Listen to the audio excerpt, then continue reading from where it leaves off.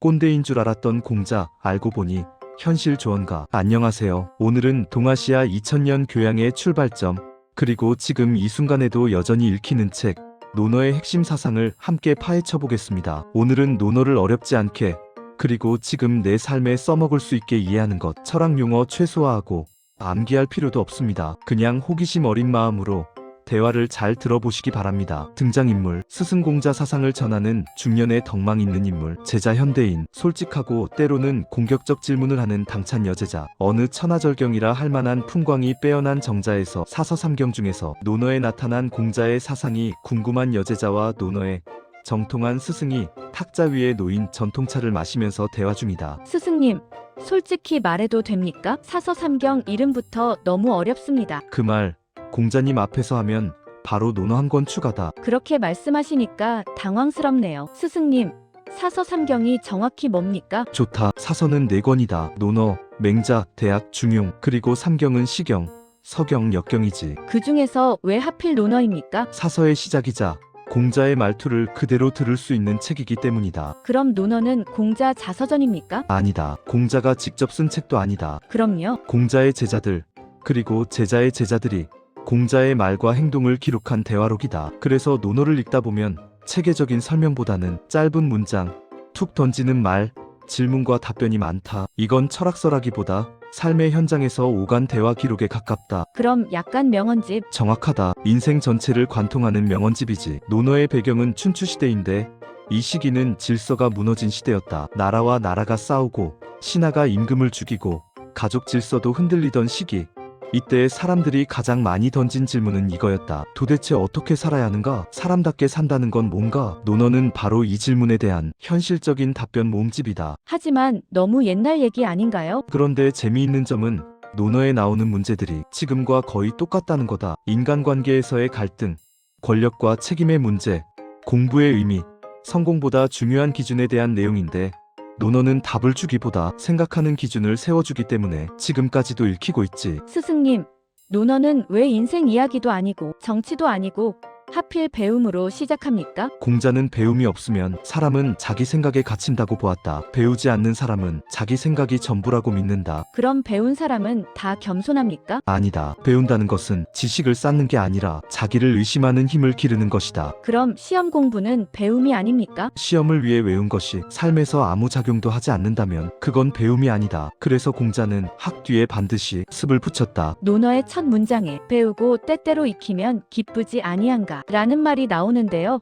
여기서 익힌다는 말이 잘 와닿지 않습니다. 익힌다는 건 삶에서 써먹어 본다는 뜻이다. 공부한 것을 사람 대할 때 써먹어 보고, 화가 날 때 적용해 보고, 인간관계에서, 선택에서, 말 한마디에서, 즉 삶의 현장에서 써먹어 보는 것, 그게 익힌다는 말이다. 스승님, 솔직히 말하겠습니다. 요즘 세상에서 공부가 무슨 의미가 있습니까? 열심히 배워도 돈 많은 사람, 줄 잘 선 사람이 이기지 않습니까? 그래서 공자는 공부를 성공의 도구로 보지 않았다. 그럼 뭐하러 공부합니까? 위로용입니까? 아니다. 공부는 세상을 바꾸기 전에 자기 판단을 망치지 않기 위해 하는 것이다. 판단이 밥 먹여줍니까? 잘못된 판단은 인생 전체를 굶긴다. 그래서 논어에서 말하는 공부는 시험이나 스펙이 아니고 자기 삶을 계속 점검하는 행위란다. 진짜로 공부하는 사람은 남과 비교하지 않고 어제의 나 자신과 비교한다. 논어하면 꼭 나오는 게 인 아닙니까? 근데 솔직히 너무 추상적입니다. 공자도 그 질문을 수백 번 받았다. 그래서 답이 매번 다르다. 왜 다릅니까? 개념이면 하나여야죠. 공자는 이렇게 생각했다. 사람마다 상황이 다르니 실천도 달라야 한다. 스승님,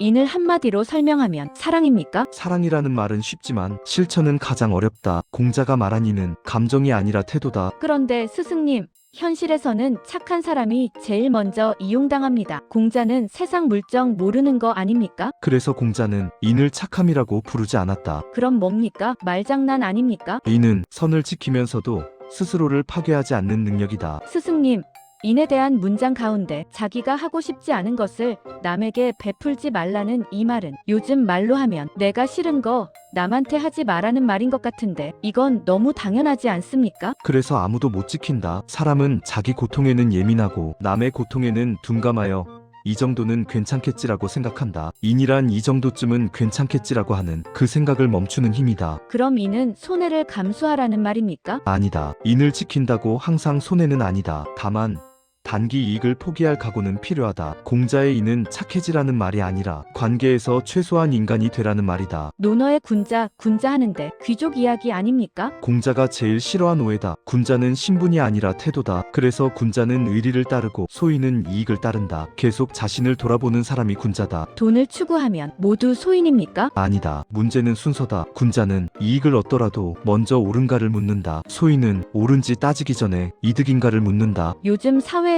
이익을 따지지 않으면 살아남기 힘듭니다. 군자처럼 살면 회사에서 살아남을 수 있습니까? 살아남는 것과 사람으로 남는 것은 다르다. 그래서 공자는 자기 몸을 닦아서 남을 편안케 해주는 군자가 되기 어렵다고 했다. 저는 상황에 따라 판단을 바꾸는 게 현명하다고 생각합니다. 상황에 따라 방법을 바꾸는 것과 상황에 따라 기준을 바꾸는 건 다르다. 스승님, 위정편의 군자는 그릇이 아니다라고 했는데 이 말은 무슨 뜻입니까? 그릇은 한 용도로만 쓰인다. 사람을 도구로 보지 말고 스스로도 도구가 되지 말라는 말이다. 요즘은 다들 너만의 무기 하나 만들라고 합니다. 전문성 없으면 끝입니다. 전문성은 필요하다. 그러나 네가 그 전문성만으로 정의될 때 너는 쓰임새가 정해진 그릇이 된다. 그게 뭐가 문제입니까? 한 가지 용도로만 쓰이는 그릇은 쓸모 없어지는 순간 버려진다. 어떤 한 가지 일의 쓰임새에만 국한되지 않는 세상의 온갖 것에 능통한 통섭형 인재가 되어야 한다. 특히 나이 들수록 신세대로부터 날마다 새로워지는 정보를 배우는 일, 그들의 생활 방식과 사고 방식을 이해하려는 유연한 자세가 필요하지. 그래서 자신의 소소한 지식이나 가치관, 신념, 판단에 부합하는 정보에만 주목하고 나머지는 무시하는 사고 방식에서 하루속히 탈출해야 한다. 스승님, 요즘 세상은 말을 잘해야 인정받고 말 잘하는 사람이 이깁니다. 조용하면 그냥 묻힙니다. 2인편에서 공자는 말을 더듬거리듯 천천히 하라고 하였는데 이는 시대착오 아닙니까? 그래서 지금은 말은 넘치고 책임은 사라졌다. 공자는 말을 줄이라고 한 게 아니라 말의 무게를 생각하라고 했다. 조용한 침묵은 비겁 아닙니까? 도망치는 침묵은 비겁이다. 그러나 책임지는 침묵은 용기다. 스승님, 부모에게 맞서는 건 불효 아닌가요? 부모에게 말대꾸하면 관계 다 깨집니다. 공자는 가족 싸움 안 해본 겁니까? 공자는 부모가 잘못하면 자식은 반드시 말해야 한다 라고 말했지, 침묵을 효라고 말한 적이 없다. 그럼 싸우라는 겁니까? 아니다. 부모가 잘못된 길을 가는데도 말하지 않는다면 그게 더 큰 불효다. 책임질 각오로 말하라는 것이다. 부모의 잘못을 보고도 갈등을 피하려고 침묵하는 것은 존중이 아니라 관계를 포기한 것이다. 스승님, 솔직히 얘는 좀 요즘 시대랑 안 맞지 않습니까? 공자도 형식만 남은 예를 싫어했다. 정말입니까? 공자는 예를 이렇게 표현했다. 예가 아니면 보지 말고 듣지 말고 말하지 말고 움직이지 말라. 와, 이건 좀 무섭습니다. 그래서 핵심은 이거다. 얘는 상대를 불편하게 만들지 않으려는 태도다. 그럼 요즘으로 치면 댓글 예절, 단톡방 매너. 정답. 공자가 살아있었다면 SNS부터 단속했을 거다. 스승님, 편하기만 한 친구는 좋은 친구입니까? 편하기만 하다면 서로 성장하지 않는다. 저를 무조건 지지해주는 사람이 좋은 친구 아닙니까? 좋은 친구는 때로 불편하다. 그러나 나를 망치지는 않는다. 솔직히 말해, 사람은 다 이용 가치로 판단하지 않습니까? 그래서 사람 곁에 사람이 없다. 좋은 친구란 네가 망가질 때 그걸 막아주는 사람이다. 스승님, 요즘 리더들은 규칙으로 사람을 움직입니다. 규칙, 감시, 평가가 없으면 조직은 바로 무너집니다. 덕으로 통치한다니 이상론 아닙니까? 공자는 말한다. 정치는 형벌로 하는 게 아니다. 법과 처벌은 필요하지만 그것만으로는 부족하다. 두려움으로 움직이는 조직은 빠르지만 오래가지 못한다. 신뢰로 움직이는 조직은 느리지만 오래간다. 스승님,